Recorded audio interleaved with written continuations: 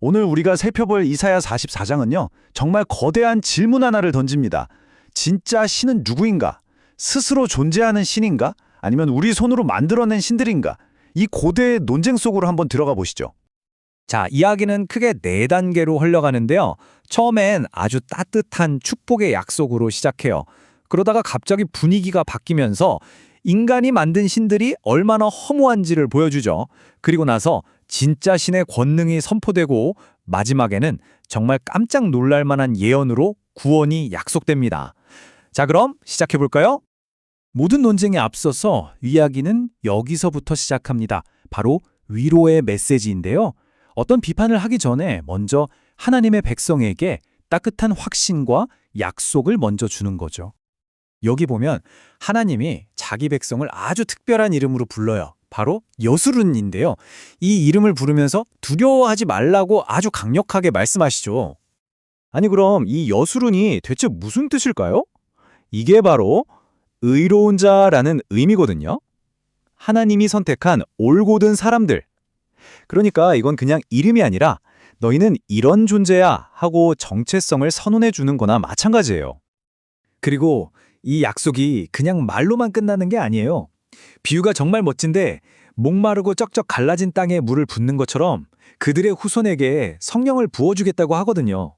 정말 생명을 주는 약속인 거죠. 자, 이렇게 축복을 받으니까 어떤 결과가 나타날까요? 사람들이 마치 풀밭에서 새싹이 돋아나고 시냇가의 버드나물처럼 막 번성하기 시작해요. 그리고 제일 중요한 건 스스로 나는 여호와의 것이다 하고 아주 당당하게 자신의 정체성을 선언하게 된다는 겁니다. 자, 이렇게 따뜻한 축복과 정체성에 대한 이야기를 하다가 갑자기 분위기가 확 바뀝니다. 이야기가 완전히 정반대 지점으로 넘어가거든요. 바로 신을 직접 만드는 사람들에 대한 이야기인데 이게 아주 신랄한 풍자예요. 성경이 우상 만드는 과정을요, 마치 무슨 DIY 가이드처럼 단계별로 하나하나 보여줘요. 1단계, 2단계 이렇게요. 그런데 이 과정을 따라가다 보면 이게 얼마나 말이 안 되는 일인지 저절로 알게 됩니다. 첫 번째로 등장하는 사람이 대장장인데요. 이 사람이 철을 불에 달궈서 막 망치질을 해요. 신을 만들려고요. 근데 그러다가 배가 고파서 힘이 쭉 빠져버려요. 정말 아이러니하지 않나요? 자기가 만드는 신이 정작 자신한테는 아무런 힘도 주지 못한다는 거잖아요. 자, 이번엔 목수가 등장합니다. 이 사람은 또 얼마나 꼼꼼한지 몰라요. 자로 재고, 선을 긋고, 대패질하고, 컴퍼스로 그리고 온갖 도구를 다 써서 나무 토막 하나를 정말 아름다운 사람 모양으로 만들어내죠. 그런데 바로 여기서 핵심이 나옵니다. 이 사람이 신상을 만들고 남은 그 나무, 그러니까 같은 나무의 다른 조각으로는 뭘 할까요?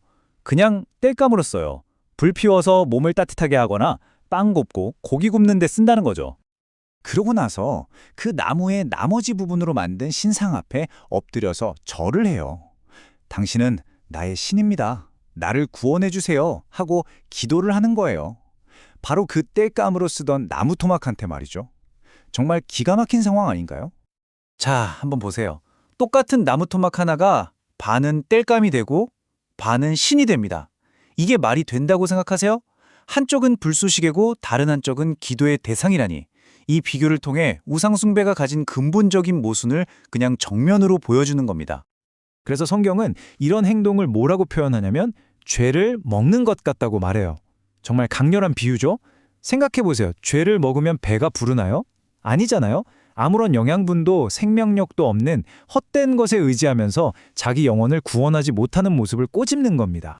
자, 이렇게 인간이 만든 무력한 신들의 작업실을 구경했으니 이제 장면이 완전히 바뀝니다. 이 모든 것과 정반대되는 존재, 바로 유일하고 영원한 진짜 하나님께로 초점이 옮겨가는 거죠. 해결책이 등장하는 겁니다. 그렇게 초라한 우상 이야기를 실컷 한 다음에 드디어 진짜 하나님의 목소리가 천둥처럼 울려 퍼집니다. 나는 처음이고 나는 마지막이다. 나 말고 다른 신은 없다. 이건 그냥 주장이 아니라 절대적인 권능을 가진 존재의 선포인 거죠. 그리고는 다른 모든 거짓 신들에게 마치 도전장을 던지는 것 같아요. 진짜 신이라면 한번 증명해봐라 하는 거죠. 그 증명의 기준이 뭐냐? 바로 미래에 일어날 일을 미리 알고 선포할 수 있느냐는 거예요. 진짜 신이라면 당연히 할 수 있어야겠죠? 그러면서 이런 질문을 던져요. 나 말고 또 다른 신이 있느냐? 이건 정말 답을 바라고 묻는 게 아니죠. 그리고 스스로 대답합니다. 아니, 다른 반석은 없어. 내가 아는 한 다른 신은 존재하지 않는다. 여기서 반석이라는 표현은 절대 흔들리지 않는 구원의 토대를 의미하는 거고요. 자, 그런데 이런 권능에 대한 선포가 그냥 말로만 그치면 의미가 없겠죠. 그래서 이야기의 마지막 부분은 정말 하이라이트입니다. 이 엄청난 힘이 실제 역사 속에서 어떻게 이루어지는지 아주 구체적이고 놀라운 예언을 통해 보여주거든요. 우선 완전한 용서에 대한 약속이 먼저 나와요. 하늘을 뒤덮었던 빽빛한 구름이 바람에 싹 사라지는 것처럼 우리의 모든 죄와 허물을 깨끗하게 없애주시겠다는 거죠. 정말 아름다운 약속 아닌가요? 그리고 이 구원의 약속이 그냥 막연한 게 아니에요. 여기서 정말 소름 돋는 부분이 나오는데 이 엄청난 일을 이룰 사람의 이름, 실명을 정확하게 딱 찍어서 말한다는 겁니다. 그 이름이 바로 고레스입니다. 페르시아의 왕이죠. 근데 더 놀라운 건 이 사람은 이스라엘 사람이 아니에요.